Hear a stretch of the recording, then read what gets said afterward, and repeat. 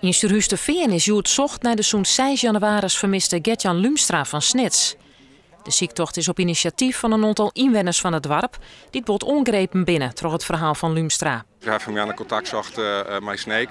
We zijn vanuit we helpen kennen, dan willen we graag helpen. Dan willen we elk initiatief ontplooien wat mogelijk is.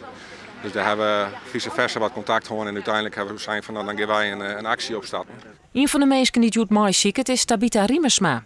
Zij had Lumstra zo goed als wist van de week sjoen en sprutsen in de pizzeria van Sjoerd-Veen. Het plaatje klopte net helemaal. Het was een crazy man, maar op een of andere manier werd ik heel onverzwargen. En ja, het was een heel apart verhaal eigenlijk. Dus ik heb het dus verteld. Ik zei die man die ik zou mij naar huis willen nemen om hier die pizza op te eten bij wijze van.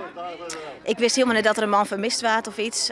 Een dag later zeg ik dat op Facebook voorbij komen. En ik moest 2 keer naar de foto's zien. Dat ik dacht, ik denk die eigen, die moeder, ik denk, dit moet hem wezen. Er werd al meerdere dagen zocht in Sjoerd-Veen, maar ontnota zonder succes.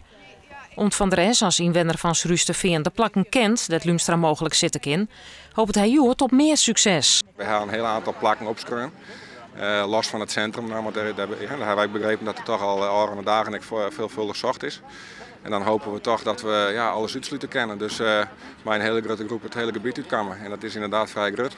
Op dit stuit had de ziektocht nog niet opsmieten.